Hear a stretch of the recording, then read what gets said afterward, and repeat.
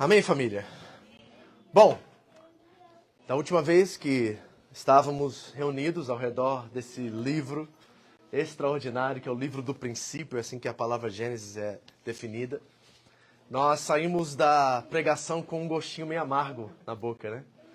E com um gostinho assim de algo sem conclusão, talvez, né? Um sentido meio estranho de ver o acontecimento com Noé e com seus filhos. E ver o resultado disso. Nós não entramos ainda, né? Vamos entrar agora um pouco mais na questão da maldição, assim dizendo, entre aspas, que Noé projeta sobre seu neto. Mas aquela situação realmente nos deixou um pouco incomodados, constrangidos, um gostinho estranho, né? E hoje nós temos uma nova genealogia diante de nós. Eu disse a vocês quando nós iniciamos a exposição de Gênesis, né, que eu tinha uma preocupação. A minha preocupação era o capítulo 5 de Gênesis, a qual estava a genealogia, né? E ali eu disse para mim mesmo, como é que eu vou tirar um sermão de um bando de uma lista de nomes aqui? E na verdade eu fiquei surpreendido porque foi uma das melhores mensagens que nós tivemos, foi aquela genealogia ali no capítulo 5. Só que eu havia me esquecido da genealogia do capítulo 10. Então tem mais uma pela frente, nós vamos encarar isso e vamos tentar tirar como um pouquinho de suco desse texto aqui, porque tem coisas que eu creio serem importantes que nós precisamos pensar, avaliar e aplicar em nossos tempos. Então temos muita coisa para fazer aqui. Para que você não leia a lista completa, que está do capítulo 10, versículo 1 até o 32, nós vamos ler até o versículo 5. E até o versículo 5 ali você já vai encontrar uma lista de nomes para você colocar no seu filho. Certo? Você que está grávida aí, você que está com desejo de ter mais filhos, talvez você encontre o nome para o seu filho nessa lista. Certo? Tem uns bonitos ali, bem bonitos, difíceis de falar. Certo? Tenho certeza que seu filho não vai ter bullying na escola. Certo? Então abra sua Bíblia comigo, Gênesis capítulo 10.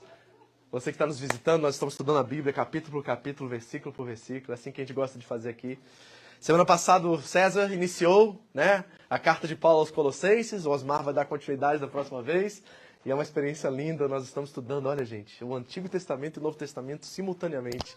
Aí a riqueza de Deus está completa, a gente está bebendo e comendo desse alimento precioso para nós. Assim que você encontrar, fique de pé, vamos ler só os primeiros 5 versículos juntos?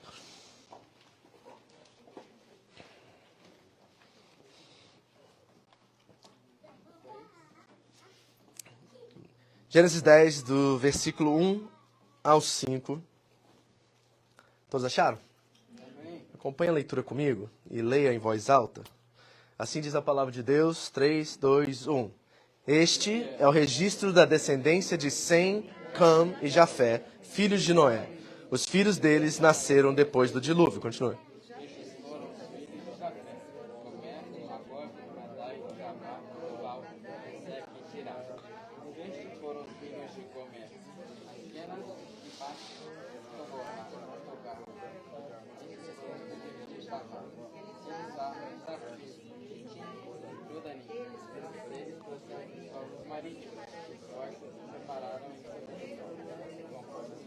Cada um segundo os clãs de suas nações.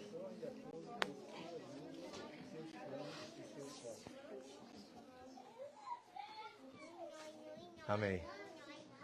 Oremos.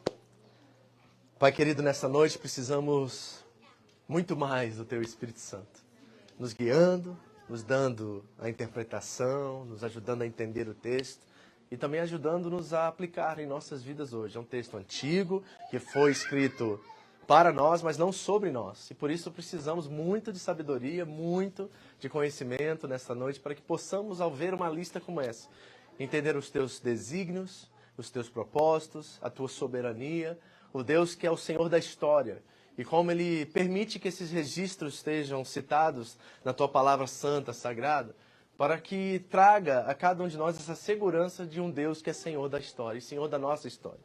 Então nos ajude, Deus, ao refletir sobre isso, estudar, a entender que, embora esteja na Bíblia, muitas vezes nós passamos essa parte, ela é tão importante porque revela o teu caráter, a tua bondade, o teu propósito, o teu amor por todos os seres humanos, todos aqueles que são sua imagem e semelhança. Então nessa noite possamos refletir nisso, pensar e ver como isso se aplica e se entende em nossas vidas. Muito obrigado, Senhor. Fale conosco nessa noite.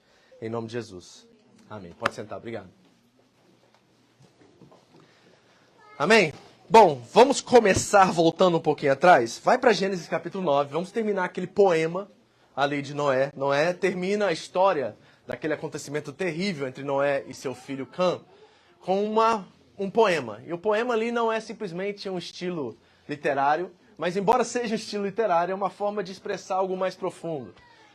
É uma transição que está prestes a acontecer no texto, e por isso que música é cantada, poemas são citados, porque algo importante está sendo destacado dentro do texto. Então lá em Gênesis capítulo 9, do versículo 24 e 27, nós lemos que Noé acordou do efeito do vinho e descobriu que seu filho caçula, Cã, lhe havia feito. E disse, maldito seja Canaã.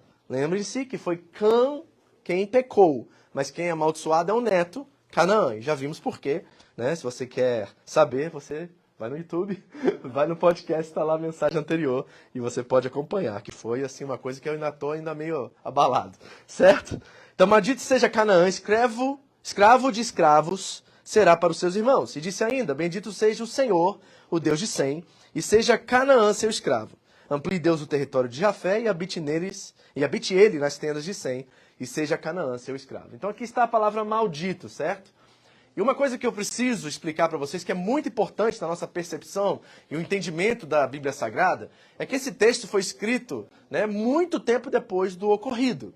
Lembre-se que Moisés está nas planícies de Moabe, prestes a entrar na Terra Prometida, e ele está escrevendo Gênesis para uma geração que não conhecia Deus, não viu os feitos de Deus no Egito, e relembrando das promessas de Deus através desses escritos. Então todo esse ocorrido já aconteceu enquanto, né, o nosso autor está escrevendo essas palavras.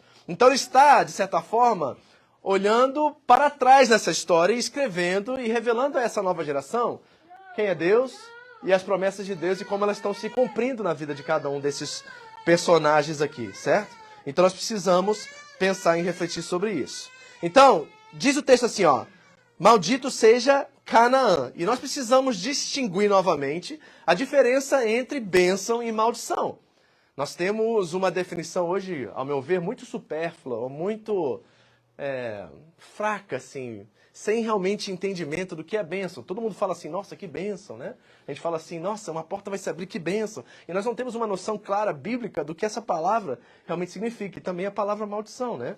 Então nós precisamos lembrar uma coisa aqui, que bênção é transmitir vida. É isso que Deus fez ao abençoar a criação. Ele transmitiu vida, certo? E fez tudo florescer, tudo prosperar ao seu redor.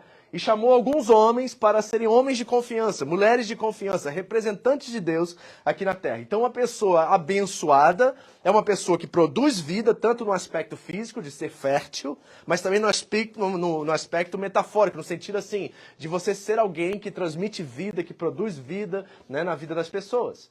E maldição é o quê? É quando, biblicamente falando, você toma posse, você se apodera da bênção de Deus, da sua própria maneira, do seu próprio jeito. E o que Deus faz como disciplina, ou como ato de juízo nisso, é entregar cada um de nós as nossas próprias consequências. Certo? Por isso que o autor da Carta aos Hebreus vai dizer que Deus ama e porque ama, ele disciplina. Como qualquer pai que ama o seu filho, disciplina os seus filhos. Então, qual é o amor de Deus revelado? É quando ele interfere nas escolhas, nas decisões da nossa vida e não permite que as consequências das nossas escolhas cheguem a cabo, vão ao fim. Isso é a graça, o amor e a misericórdia de Deus em nossas vidas. Mas quando Deus castiga, ele permite que as consequências das próprias decisões dos homens vão até o fim. Isso aconteceu dentro do dilúvio, ou do colapso dos céus e terra que nós vimos. Então nós precisamos realmente entender essa definição aqui de maldição. Por quê? Porque, como eu disse, o autor está escrevendo muito tempo depois, e ele está vendo a geração de Canaã e o fim que deu essa geração. Então essa palavra maldição aqui, e aí eu preciso, redefinir isso para vocês, porque hoje em dia maldição é o seguinte, é uma palavra lançada que causa um efeito.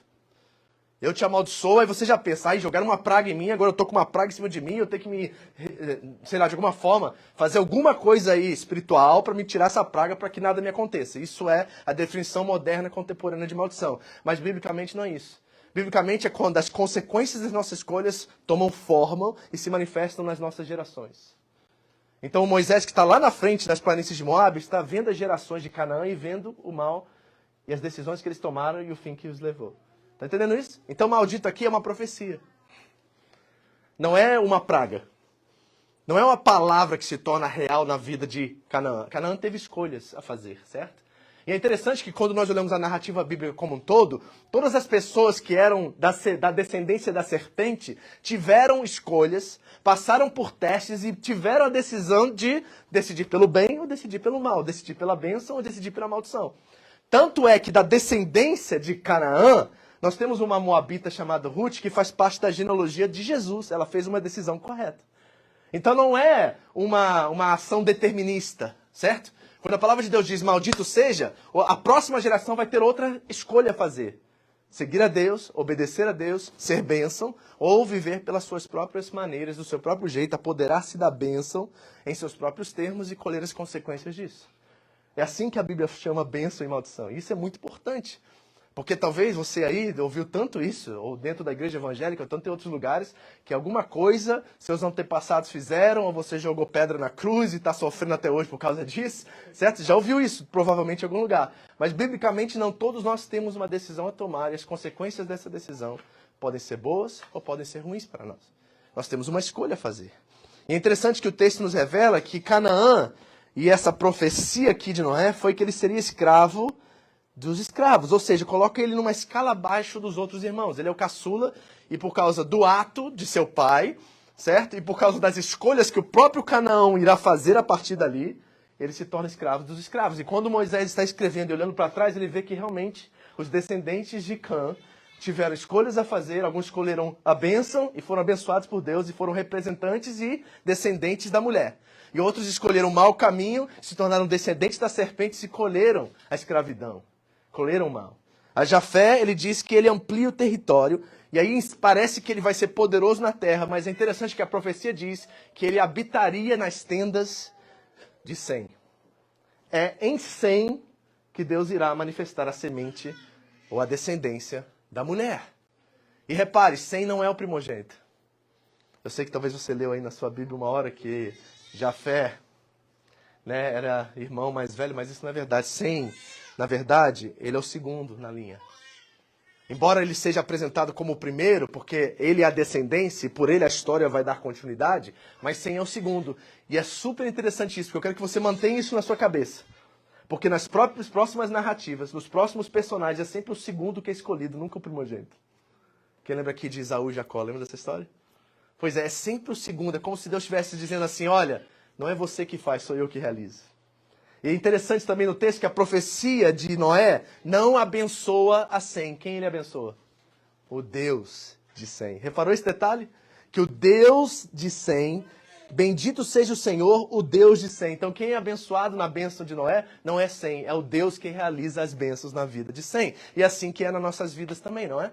É o Deus que é o abençoador, é Deus que é o galardoador em nossas vidas. Nada é nosso, nós não merecemos nada, não é pelo nosso esforço, é pela graça, é pelo amor de Deus que as coisas se manifestam nas nossas vidas. E diante dessas manifestações, nós temos escolhas diárias a fazer. Escolher obedecer e viver de acordo com a vontade de Deus, ou escolher viver de acordo com a nossa vontade, o nosso próprio destino.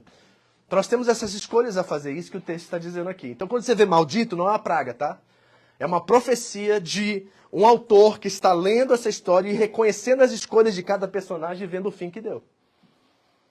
E eu fico pensando ao refletir sobre isso, certo? Deus que é dono do presente, do passado e do futuro, e lê, e tem essa leitura simultânea dessas três coisas, como ele me enxerga lá na frente? Onde eu estarei? Eu fiquei pensando nisso hoje, sabe? Onde eu estarei daqui a 10 anos? Onde eu estarei daqui a 15 anos? Será que eu vou permanecer em obediência e submissão ao eterno Criador, aquele que seus pensamentos são mais altos do que os meus? Eu lembro, isso aqui não está aqui não, tá, gente? Só estou lembrando de algumas coisas aqui. Eu lembro de uma pregação que eu nunca mais esqueci, quando nós iniciamos a igreja lá em Kikugawa, e um pastor da igreja quadrangular foi ministrar lá, um amigo meu que eu tinha, eu pedi para pregar. Eu lembro que ele estava ministrando sobre aquele episódio de Pedro, quando Pedro disse que Cristo era o Deus, que ele era o Filho do Deus vivo, e Jesus diz assim, não foi carne nem sangue que te disse, foi o Espírito de Deus, certo? E depois, momentos depois, lá no pátio, é Pedro que está negando Jesus 3 vezes, lembra disso? E ele olhou para nós, como igreja, e disse assim, quantos de nós será que estaremos aqui daqui a 33 anos? Daqui a 5 anos? Porque Pedro estava ali, uma revelação dos céus, dizendo que Cristo era o Filho de Deus, e momentos depois, 1 dia, 2, 3 dias, não sei quantos dias depois, ele estava negando esse próprio Cristo, que ele dizia ser o Filho de Deus. E ele olhou para nós com aquele olhar assim que eu nunca me esqueci da pergunta dele. Você vai estar aqui daqui a 30 dias? Você vai estar aqui daqui a 3 anos? 10 anos? Você vai permanecer na fé? E eu olho para esses 3 personagens aqui e cada um deles teve escolhas. E todos nós temos escolhas a fazer. Você vai ter uma escolha a fazer daqui a pouco, ou amanhã, ou essa semana. Talvez hoje, na sua decisão, sair daqui, eu escolho Cristo. Mas aí vai vir uma provação, vai vir uma luta, uma dificuldade, e você vai ter que tomar essa decisão novamente. Isso acaba acontecendo todos os dias da nossa vida. E nós precisamos pensar como isso se manifesta em nós. Amém? Então vamos às genealogias. Vamos aprender um pouquinho agora. Agora é um pouquinho mais de teologia aqui, mas é importante para o seu conhecimento, tá? Quais são as características dessas genealogias? Primeira característica da genealogia, a importância delas. Elas marcam transições ou movimentos dentro das escrituras. E a nossa tendência é pular esses textos sem reconhecer o seu imenso valor. Quantos aqui já pularam genealogias? Leitura bíblica anual, pula essa, né? Vamos para o capítulo 11, já sabemos, tem uma torre me esperando, eu vou para ela, certo? Nós temos essa tendência a pular, mas elas são textos extremamente importantes. Outra característica é que elas se encontram por toda a Escritura. Nós temos no Gênesis, nós já vimos os 3, em Números, em Crônicas, em Mateus e Lucas, que são as genealogias de Jesus, e por isso a sua importância. E elas revelam esse Deus que é Senhor da história. Não um Deus que está lá no céu e deixando as coisas por si próprias aqui embaixo, não, Deus que está inserido, envolvido na história. Isso é a sua importância em meio a isso. Segundo, elas todas têm propósito teológico, não é histórico.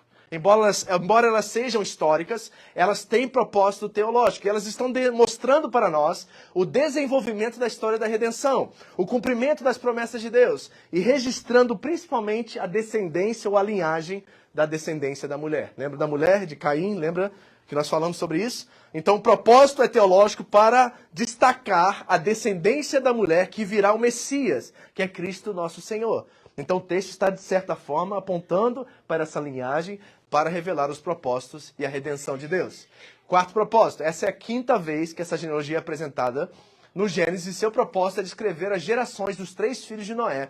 E esses 3 filhos de Noé irão povoar toda a terra. Então tem uma pergunta para fazer para você. Qual geração você é?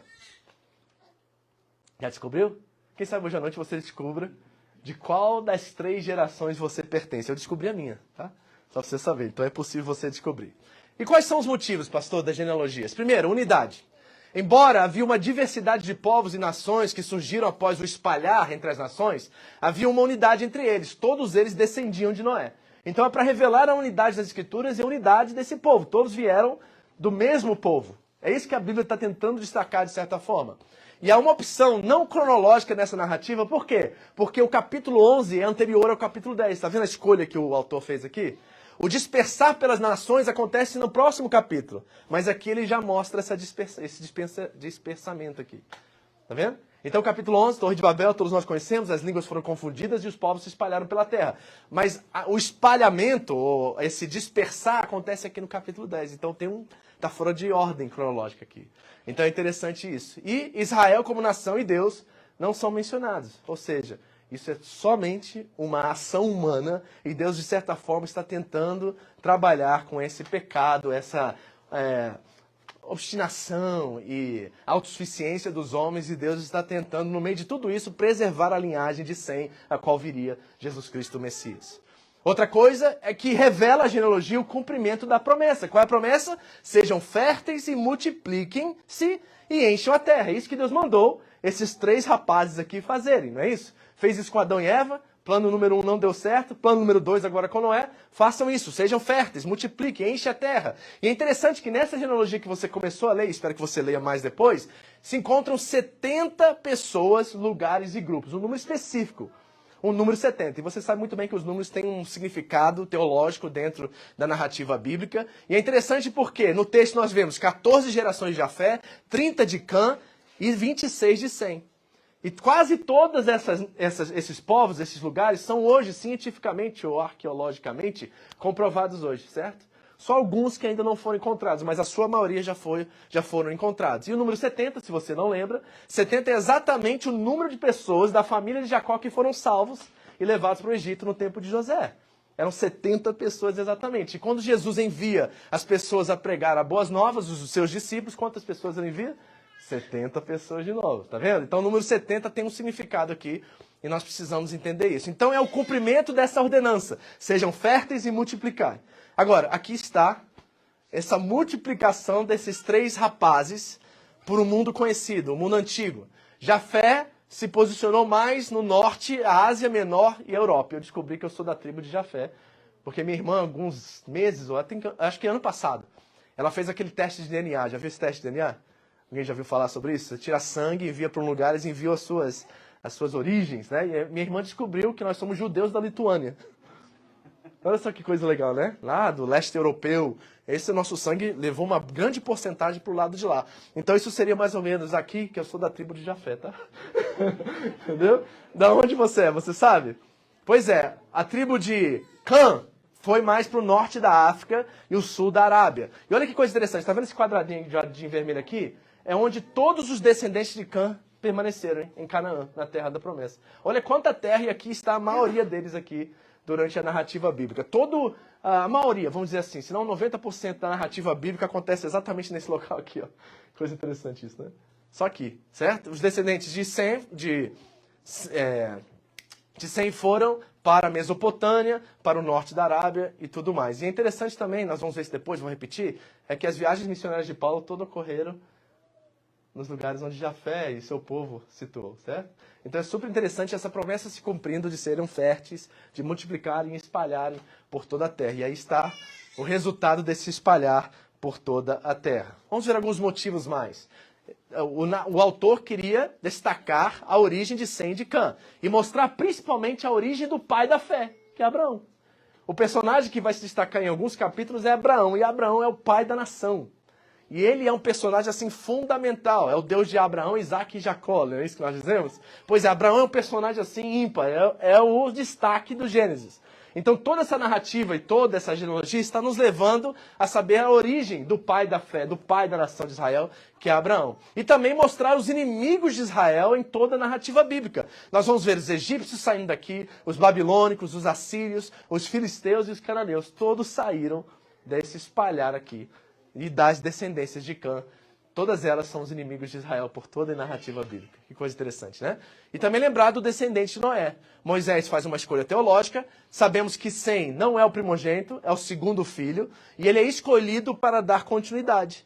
Mas a narrativa começa com Jafé, Cã e depois Sem. Por quê? Porque deixa Sem por último, porque ele vai encaixar direitinho em Abraão. Então nós vamos dar continuidade a Sem e a geração de Sem e todas as outras gerações para que nós cheguemos ao pai da nação, que é Abraão. Esse é o propósito teológico dessa genealogia aqui, dada por Moisés. Então vamos ao texto? Nós vamos ver esses personagens, vamos ver o que acontece com cada um deles.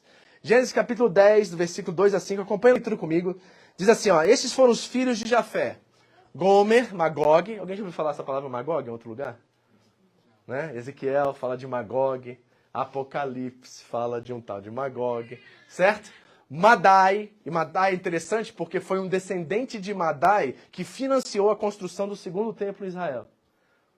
Ok? E Jafé disse que ele habitaria nas tendas de Sem. Olha aqui, ó, o financiamento do templo aqui, ó. Olha a narrativa bíblica nos apontando para o seu propósito. Então, Madai, Juvã, Tubal, Meseque e Tirais. Estes foram os filhos de Gomer. Prepara para o número de filhos, tá? Askenaz, Rifate e Togarma. Estes foram os filhos de Javã. Elissá, Tarsis. Quem lembra de Tarsis? Lembra de Tarsis? Onde um profeta rebelde fugiu? Pois é. Quitim e Rodanim. Quantos filhos? 7. Quantos netos? 7. Tem alguma coisa a mais nessa narrativa. Não é por acaso que eles deixaram somente 7 filhos aqui. Ou seja, está nos revelando algo muito maior que nós precisamos pensar nesse assunto, certo? E deles procedem os povos marítimos, os quais se separaram em seu território conforme a sua língua, cada um segundo os seus clãs e as suas nações. Então nós já vimos que os descendentes de Jafé migraram para a Ásia Menor e para a Europa, o norte da Europa. Interessante na narrativa bíblica que eles não tiveram nenhuma interação com o povo de Sem, com o povo de Israel. Nós não temos nenhuma relação entre os descendentes de Jafé e os descendentes de Sem na Bíblia Sagrada. Interessante, né? Descolou da narrativa. Ficou destacado os descendentes de Cã e os descendentes de Sem, que vai construir a nação de Israel. Era um povo marítimo, habitaram no Mediterrâneo. Paulo fez suas viagens missionárias, as 3 que ele fez em meio à Europa, naquele povo ali, são os descendentes de Jafé que Paulo vai pregar o evangelho. E olha quem saiu das descendências de Jafé. Saiu os medos, os persas, que é um povo muito conhecido dentro da narrativa bíblica, que irá salvar o povo de Israel em um certo momento. Os turcos, né, a Turquia, os armênios, os gregos vão sair daqui, os espanhóis, os cretenses e outros povos vão nascer das gerações ou da descendência do nosso querido Jafé aqui, que ele é o primogênito, mas não é o primogênito, né, de certa forma, porque a história se revela através de Sem, mas ele é o primeiro filho de Noé aqui dentro dessa narrativa. E repare a profecia messiânica. Lembra que Noé disse que ele seria próspero, ele ampliaria o seu território, mas ele habitaria nas tendas de Sem. Essa é a profecia. Prosperidade, mas voltaria um momento para viver junto com o seu irmão. Habitaria na mesma tenda que ele. Olha a profecia messiânica em Isaías 42 falando sobre o Messias e o que aconteceria no tempo do Messias. Eis o meu servo, a quem sustento. O meu escolhido em quem tenho tanto prazer. Aqui está se referindo a Jesus, mas no Antigo Testamento. E o povo de Israel não sabia ainda de quem ele estava falando, mas sabia que era o Messias. Porém nele o meu espírito. E ele trará justiça às nações. Não tem como ser outro a não ser Jesus aqui, certo? Não gritará, nem clamará. Já viu Jesus gritando em algum lugar na Bíblia Sagrada? Bem calmo, sereno, em controle de todas as situações. Nem erguerá a sua voz nas ruas. Não quebrará o caniço rachado e não apagará o pavio fumegante. Com fidelidade fará justiça, não mostrará fraqueza e nem deixará ferir, até que se estabeleça a justiça na terra. Isso é interessante, essa profecia, né? Não se deixará ferir até que se cumpra ou se estabeleça a justiça na terra. A morte de Cristo na cruz é exatamente o ato que cumpre essa profecia. E repare o final dessa profecia. Em sua lei, as ilhas porão a sua esperança. É exatamente o povo de Jafé aqui. As ilhas, no Mediterrâneo, representam exatamente esse povo. E a profecia de Noé, que eles habitariam nas tendas de Sem, começa a se cumprir aqui, através da profecia de Isaías acerca do Messias. Nós não sabemos que é Jesus ainda dentro da narrativa, mas é o Messias, com certeza, que ele está falando aqui. E quando que essa profecia se cumpre, pastor? Ela se cumpre no Novo Testamento.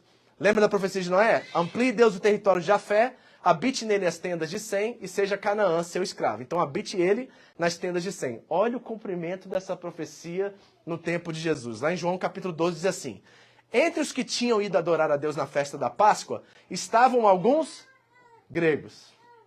Jafé. Eles se aproximaram de Filipe, que era de Betsaida da Galileia, com um pedido: Senhor, queremos ver Jesus. Felipe foi dizê-lo a André, e os dois juntos o disseram a Jesus, que Jesus respondeu. Olha o que Jesus diz agora. É o cumprimento da profecia. Ele diz assim: chegou a hora de ser glorificado o Filho do Homem. Quando Jesus viu que os descendentes de Jafé estavam vindo para habitar juntamente com Sem, ele disse: chegou a minha hora de pagar o preço e fazer justiça em nome de Deus. Olha que profecia linda, como é que as coisas estão conectadas na Bíblia Sagrada e nos trazem seguranças, e por isso a importância das genealogias dentro do enredo bíblico. Elas trazem essa certeza que Deus é Senhor da história, gente. Sabe, eu saí desse estudo, dessa palavra, dizendo assim: meu Deus, por que eu estou preocupado com guerras? Por que eu estou preocupado com o dia de amanhã? Por que eu estou preocupado? Eu preciso ser responsável, só isso é ser fiel. E se eu for fiel, o Deus que é dono da história cumprirá os seus propósitos, ele é fiel para cumprir suas promessas na minha vida e na vida de todos que estão comigo. Eu posso descansar. Por isso que Jesus disse: vinde a mim, você que está cansado. Eu te darei descanso, eu te darei alívio. E nós precisamos descansar nesse Deus que é Senhor da história, gente. Pare de ficar preocupado com rumores de guerra, com eleições no Brasil, se vai dar certo, vai dar errado, meu futuro. Esquece isso. Jesus disse assim: não se preocupe com o dia de amanhã, cada dia terá o seu próprio mal. Nós precisamos descansar no Deus soberano e eterno que está no controle de todas as coisas. Amém? Em nome de Jesus, pare de ficar balanceado com notícias de jornal, pare de ficar preocupado com rumores de guerra, pare de ficar preocupado com coisas com as quais você não tem controle. Ele é Senhor da história, Ele é por ti, Ele não é contra você. Aquele que nem o seu filho propôs, mas antes nos deu, e com Ele nos deu de graça, não nos dará também todas as demais coisas? Se isso é promessa de Deus para nós precisamos descansar e confiar no Senhor. Amém? 10, versículos 6 e 10. Agora o outro filho, o caçula, Cã, aquele que foi amaldiçoado. Estes foram os filhos de Cã: Cuxi, Mizarrim, Fut e Canaã. Esses foram os filhos de Cuxi: Sebá, Vilá, Sabitá. Tem um nome aí para o seu filho ainda? Já achou? Certo? Ramá é bonito aí, ó. Ramá. Certo? Sabitecar. Olha, Sabitecar. Estes foram os filhos de Ramá: Sabá e Dedã. Cuxi também gerou Nimrod. Esse é especial. o primeiro homem poderoso na terra, e ele foi o mais valente dos caçadores. E por isso se diz valente como Nimrod. A maior parte da narrativa, e aquilo que nós chamamos no capítulo 10 das tábuas das nações, é a tábua das nações esse texto, tá? É ocupado por Cã devido à sua intensidade em relação com Israel. São os filhos de Cã que irão ser os inimigos arquirrivais de Israel por toda a história bíblica, certo? E o texto diz que Cuxi habitou no norte do Egito, o que nós conhecemos como Etiópia atual. Eles foram para esse lado. Mizarrim, que é outra palavra em hebraico para Egito. Então, Baixo e Alto Egito ficaram com a tribo de Mizarrim. Ali nasceram os filisteus, que são os inimigos de Davi. Lembra da história de Davi? Pois é, vieram desse povo. Fute é a Líbia atual e Canaã é onde os cananeus e os primeiros inimigos mais fortes de Israel surgiram. Aqui está a passagem dos espias na Terra Prometida e tudo mais, vieram desse grupo chamado os cananeus, certo? Então é super interessante essa história geográfica aqui. E aí aparece esse cara chamado Nimrod. E Nimrod nos leva diretamente para outro personagem na história, lá no tempo de Caim, descendente de Caim, chamado Lameque, que era um homem também poderoso, que construiu cidades, que matou pessoas simplesmente por arranhar ele, né, que começou a poligamia no mundo. Era aquele figura chamado Lameque, que era Caim de trás para frente. Lembra disso? Pois é. E agora aparece esse outro cara aqui. E é interessante porque ele é um caçador. Quem lembra da aliança de Deus? Era um arco, certo? Ou como se Deus estivesse prevendo que um homem forte e poderoso, dominador, um tirano, viria. E a aliança de Deus precisaria ficar nas nuvens para que as pessoas lembrem que o verdadeiro Deus, o soberano, não é um caçador poderoso, mas é o Deus que faz aliança com o seu povo. Então isso precisa ter uma memória na consciência de Israel e do povo o tempo todo. E é interessante porque essa frase, ele se tornou um poderoso caçador, como Nimrod, virou um provérbio em Israel. Então quando alguém queria dizer que alguém é forte, que alguém é poderoso, falava assim, ele é como Nimrod. Olha só que interessante. Nós temos alguns ditados populares assim, né? Então, como Nimrod virou um provérbio naquela época, se você quisesse dizer que alguém era forte. Nimrod é destacado na tábua porque ele era poderoso e ele é o modelo de cidades e estados naquele mundo. E olha o nome dele, significa iremos nos rebelar. Imagina o nome do seu filho ser rebelde. Imagina, alguns já acham que é, né? Mas imagina o nome dele significar iremos nos rebelar. Né? Muito interessante isso, certo? E a palavra poderoso ali significa campeão. E é uma pessoa tirana que estabelece impérios, que impõe a sua vontade. É isso que o texto está nos revelando aqui, que não é um homem comum, não é simplesmente um bom caçador, é um tirano, um ditador, um carrasco, que irá dominar a terra e construir impérios. E quais são esses impérios? O texto vai dizer que ele é o fundador de Babel, e Babel é uma palavra semelhante à palavra Babilônia, certo? Um dos inimigos ferrenhos de Israel é Babilônia. Israel irá ser levado cativo para a Babilônia no ano 586. E o outro são os assírios, da onde vem a história de Jonas e Nínive. Ele é fundador de Nínive, gente, esse homem. Então imagina que tipo de homem ele era. Ele foi o modelo de estados e cidades durante o mundo. Então era um homem que gera um destaque na terra, porque o restante da narrativa irá ser apresentado a partir da perspectiva desse tirano, desse ditador, que irá ser o inimigo ferrenho de Israel, certo? E o último é Canaã. E Canaã gerou Sidom, seu primogênito, e Aete. E é o Jebuseu, morreu. Quem já leu esses negócios no texto bíblico o tempo todo, né? Tá aqui, não vou nem ler de novo, tá? É os filhos de Cã, e eles se tornaram os 12 arquirrivais de Israel pela narrativa bíblica. Tá vendo? Então, pense em Moisés lá nas planícies de Moabe, olhando para trás, escrevendo o texto para aquela geração, dizendo assim, agora eu estou vendo que os filhos de Cã e de Canaã são todos os inimigos de Israel. Maldita Cã, maldita Canaã. Tá entendendo? Porque eles são os inimigos do povo de Israel. Então é assim que nós aprendemos a ler a Bíblia de forma correta, certo? Eles se espalham, olha só que interessante. Eles vão se espalhar e vão ficar exatamente nas fronteiras da Terra Prometida. Ao redor da Terra Prometida, se você olhar um mapa, todos esses inimigos e todos os filhos de Cã estão exatamente em cada ponto da Terra Prometida. É por isso que quando os espias entram, eles veem gigantes. Eles veem grandes homens poderosos. Eles veem os nefelins lá de novo. Lembra aquele povo lá, mistura de anjo com ser humano? Estão lá de novo nessa terra, certo? Então isso é interessante. E ela funciona aqui como um índice geográfico e étnico de acontecimentos do futuro. Então a Bíblia também tem esse caráter geográfico, étnico, para nos revelar seu propósito e função. E aí o último, né, que no texto bíblico, eu achei super interessante isso, lá em Gênesis capítulo 10, versículo 21, diz assim, Sem, aí na sua versão, olha aí sua Bíblia rapidinho, como é que está escrito? Dê para mim, alguém. Irmão mais velho, né? De Jafé. Então, algumas tradições vão dizer que Sem é o primogênito. Tá vendo? Se você ler como está escrito ali no verde, e muitas narrativas, muitas traduções estão assim, quem tem uma tradução diferente? Tá todo mundo com uma verde? NVI tá assim, a NVI tá com a verde. Quem mais? Tem uma que tá no vermelho? O vermelho é o mais próximo do texto original, tá? Então, na verdade, o texto diz assim, ó, Sem, cujo irmão mais velho era Jafé. Muda, não muda? Completamente. E no original está exatamente assim. Jafé era o primogênito, Sem era o segundo. E quando nós olhamos a narrativa bíblica, como eu disse a vocês, é sempre o segundo que Deus escolhe. É muito interessante isso, porque é pela graça, não é pela força, não é pela capacidade, não é pelo talento, não é pelo empenho, não é pela performance, é sempre o mais fraco que é escolhido mediante o mais forte. Por quê? Porque é a graça de Deus operando através de cada personagem, né? Então, cujo irmão mais velho era Jafé, também gerou filhos. Sem foi o antepassado de todos os filhos de... Fala comigo. Éber. Conhece alguma palavra parecida com Éber? Aí eu que sem H. Hebreus. Aqui, ó, o nome Hebreus da onde que vem? Entendeu? Os filhos de Éber são os hebreus. E é por isso que o povo de Deus é chamado de hebreus no Antigo Testamento, porque são descendência de Éber. Pegou? Interessante isso, tá aí. Você tá vendo a origem agora, né? E a Éber nasceram 2 filhos. O nome de um foi Peleg, porquanto os seus dias se repartiam a terra. E o nome do seu irmão foi Joctã. Então não é abençoa o Deus de Sem, não é a Sem que ele abençoa o Deus de Sem, e esse Deus que irá comandar a história dessa linhagem, que irá trazer o Messias lá na frente. E ele destaca 2 filhos, dos 5 filhos aqui. Ele destaca Arã e Arfaxade, que é o pai de Éber. Por quê? Porque Éber é descendente de Abraão.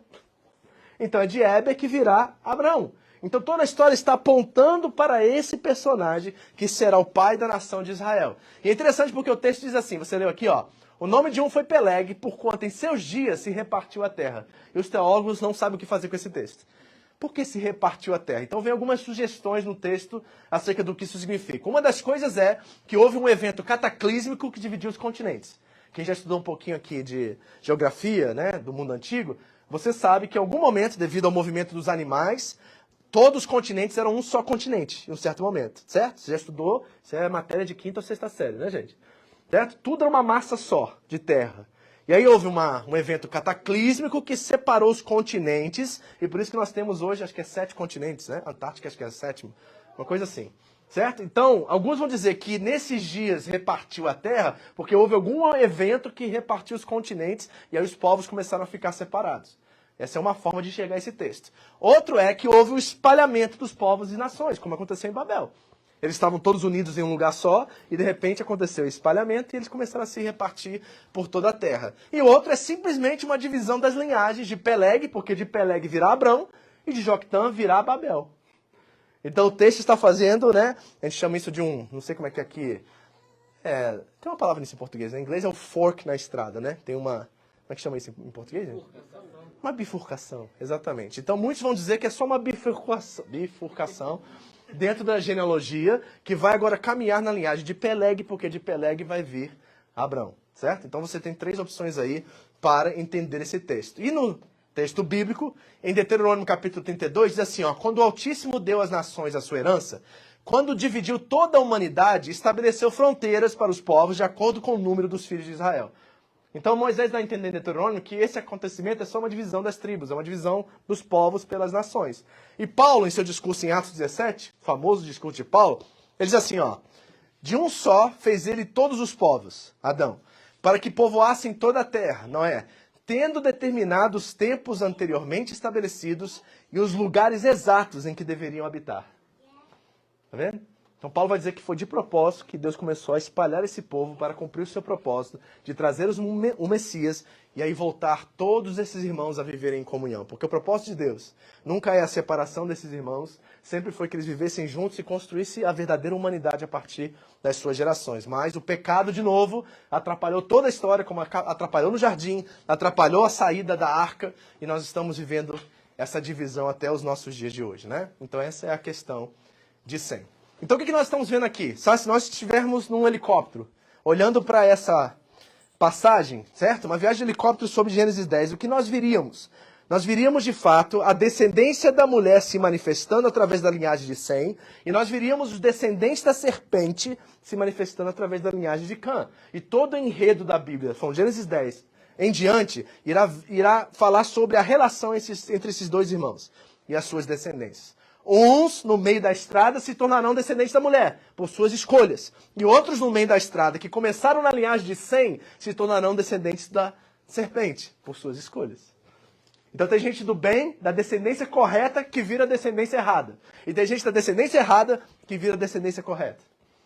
Porque cada um tem uma escolha a fazer, cada um tem uma prova a passar, e cada um de nós também temos esses mesmos testes na nossa vida, dia após dia. Então essa relação não é determinista. O que está acontecendo em Gênesis 9 não é uma maldição, é uma profecia. E aí nós vamos ver no enredo, nas próximas semanas e meses e anos, como ela se manifesta de formas diferentes. Alguns vão dizer sim para Deus e viver a bênção. Outros vão dizer não para Deus e viver a maldição.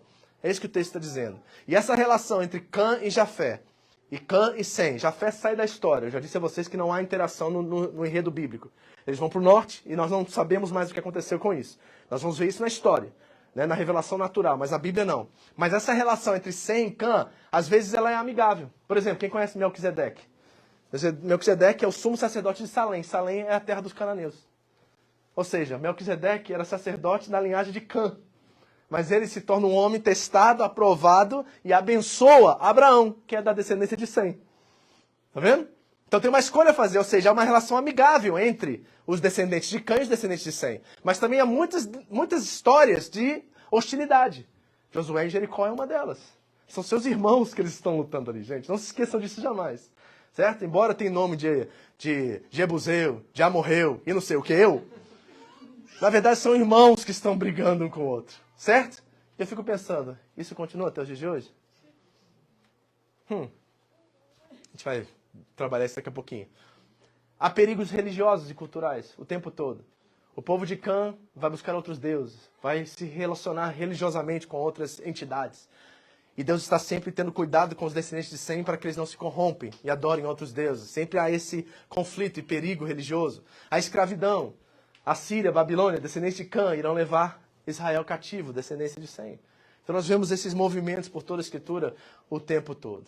Amém?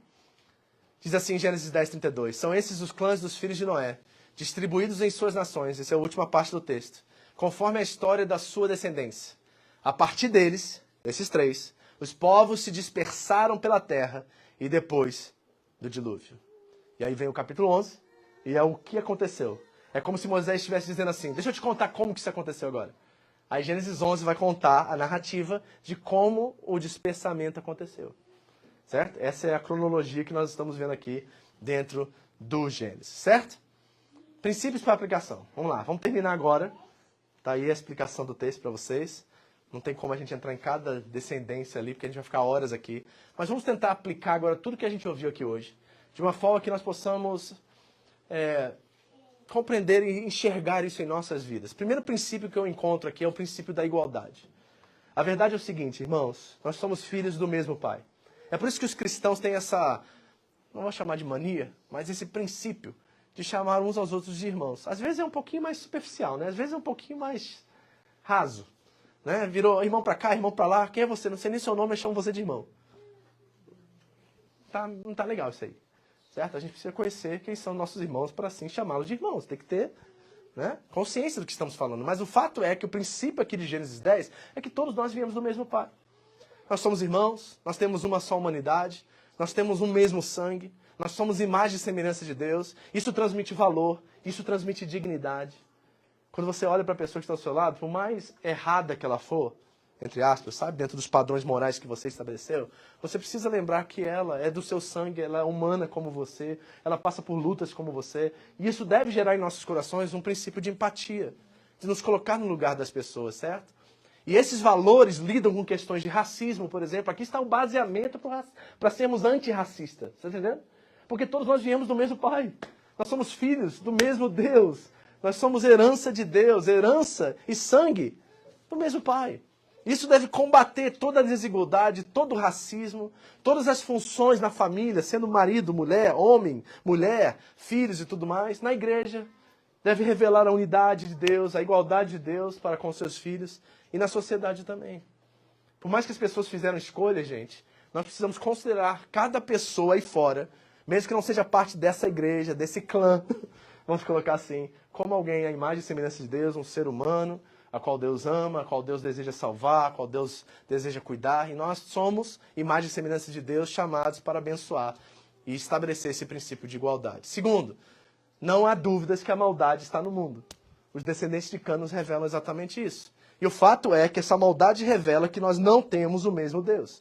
Embora devemos cuidar das pessoas como se fossem do mesmo Pai, nós precisamos ter uma visão realista das coisas e reconhecer que pessoas fizeram escolhas e essas escolhas levaram ela ao mal e a causarem mal na terra também. Nós vemos idolatria, autossuficiência, soberba, redefinição de valores e princípios hoje em dia. Nós temos impérios na terra, torres, capítulo 11, e meios de vivermos sem o Criador, a autossuficiência. Nós temos que ser realistas quanto a isso. A genealogia está nos revelando que a maldade está no mundo. E nós devemos nos preocupar com isso, devemos nos angustiar com isso, devemos ficar indignados com isso. E como Paulo disse, não se vença o mal pelo mal, vença o mal pelo bem. Nós devolvemos aquilo que somos.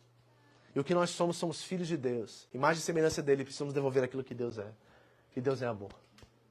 Independente das escolhas, independente das decisões, nosso chamado é abençoar. Nossa boca foi criada para abençoar e não para amaldiçoar. Mas a realidade é que isso está no mundo, a maldade está no mundo. Segunda coisa, a fidelidade de Deus. Deus não muda, gente. No meio de todo esse caos, no meio de um dilúvio, no meio da desobediência, no meio da idolatria, no meio do mal, Deus continua perfeito, as suas promessas continuam intactas, Ele é fiel a elas, e é um Deus que ama preservar os seus filhos. Deus está cuidando de você. Deus tem cuidado de mim, está cuidando de você. Você vê a graça dele manifesta na sua vida. Você vê o cuidado dele todos os dias. Você vê os livramentos que ele já te deu na sua história. Deus é fiel. Por isso nós não desesperamos. Por isso nós não olhamos o caos no mundo hoje ou na Bíblia Sagrada e dizemos assim, ai meu Deus, e agora? Não, essa frase não está no nosso coração. Nós temos um Deus que é perfeito, santo e não muda. Graças a Deus por isso. Mais duas coisinhas. Isso gera esperança no nosso coração. Sabe por quê? Porque o propósito do Messias no final é unir todos os irmãos. O que Deus quer é que Jafé venha habitar nas tendas de Sem e que Cã se arrependa, para que juntos uma só família pode ser unida mais uma vez. O Messias unirá todos os irmãos novamente. E a pergunta que fica é como nós, como igreja, que somos os irmãos unidos, estamos vivendo essa realidade? Como você tem vivido essa realidade? Você se preocupa, você cuida, você ama, você está presente na vida dos seus irmãos?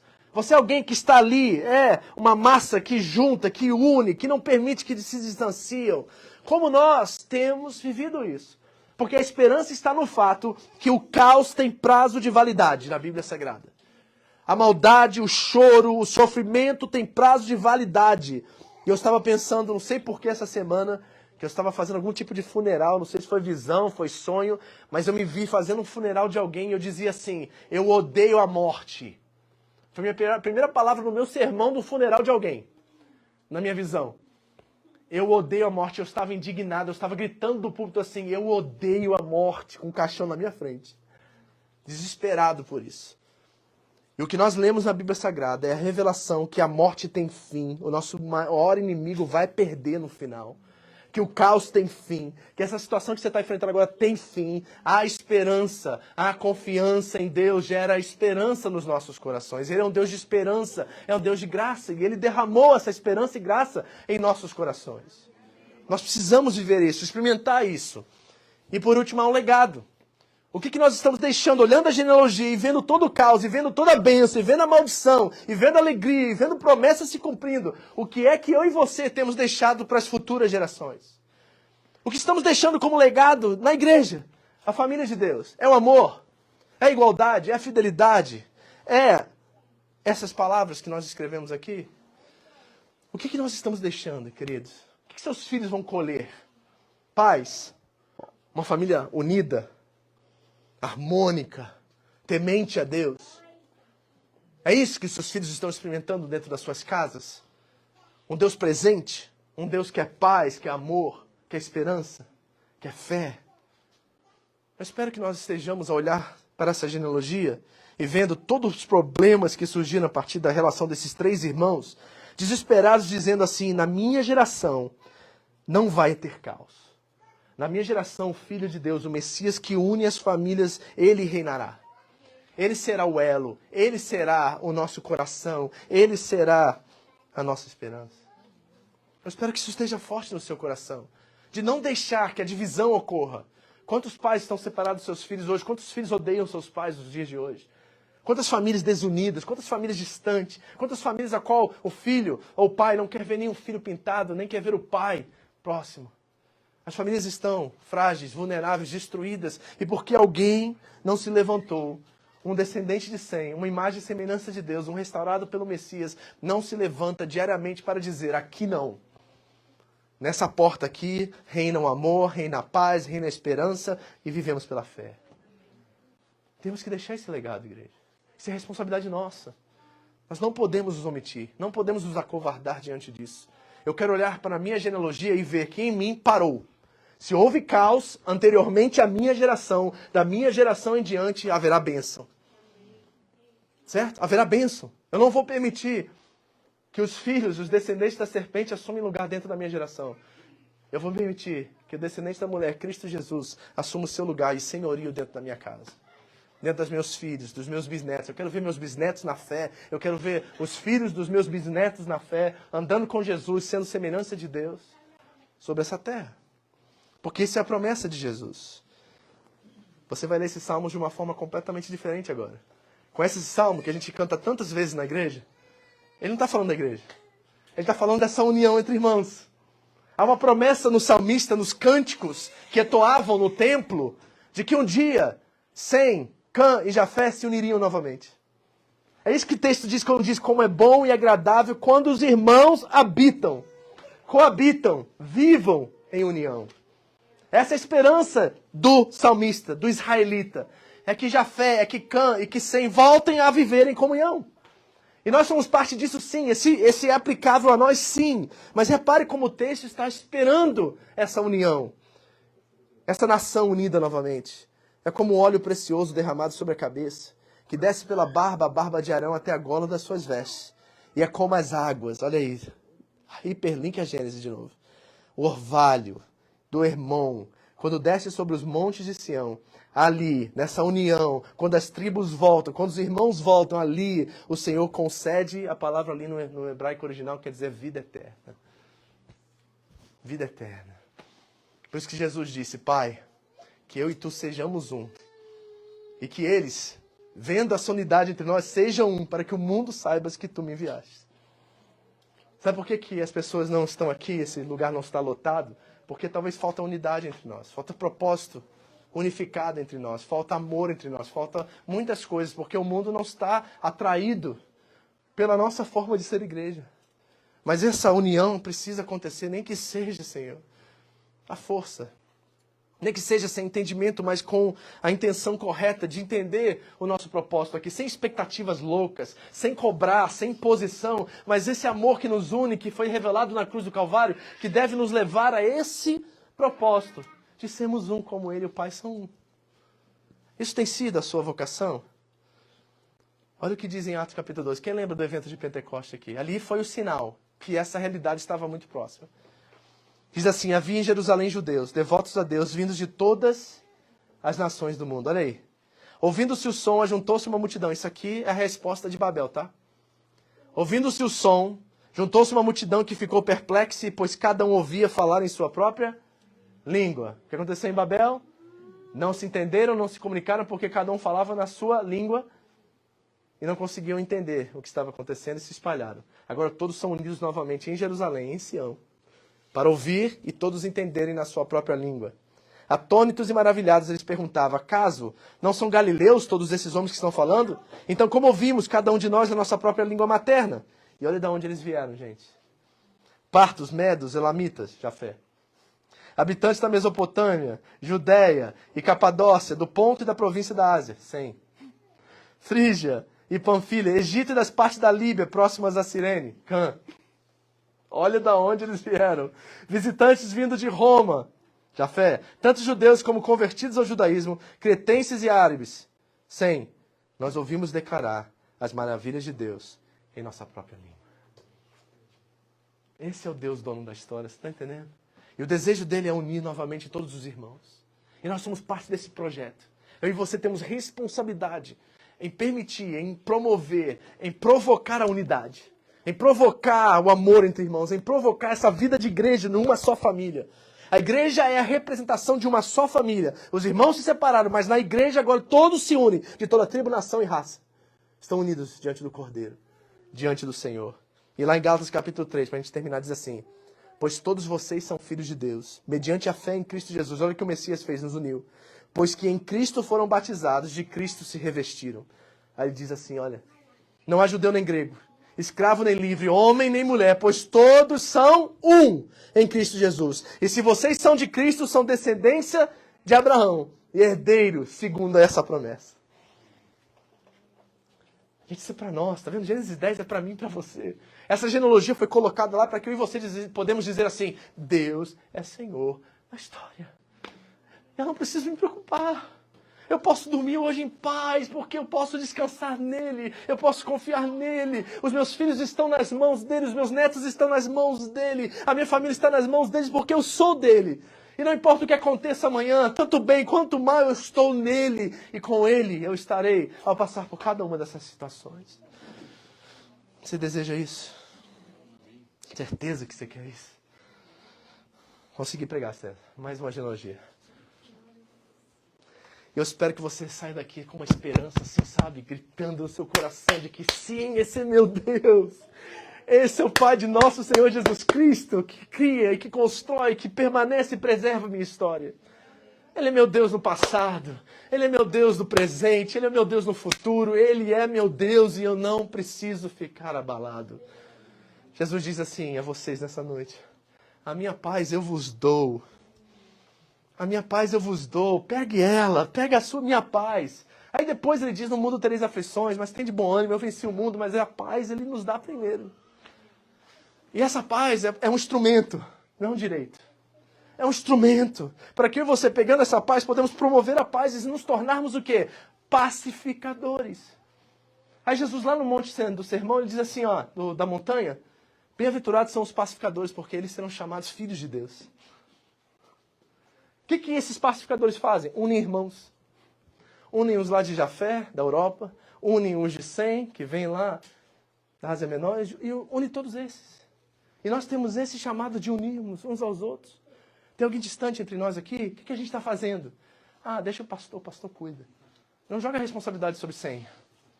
Você tem um papel nessa história. Tem alguém sofrendo? Que alguém vá.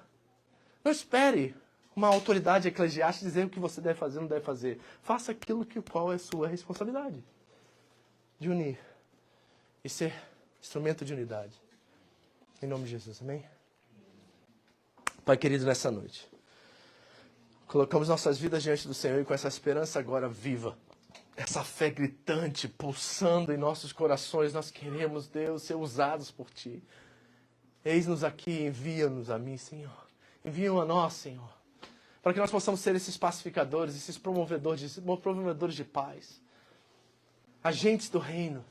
Pessoas, Deus, que têm a igualdade, que têm a fidelidade, que têm deixando legado, que estão dispostos a fazer a diferença. Pessoas que estão vivendo em unidade e pessoas que desejam promover essa unidade.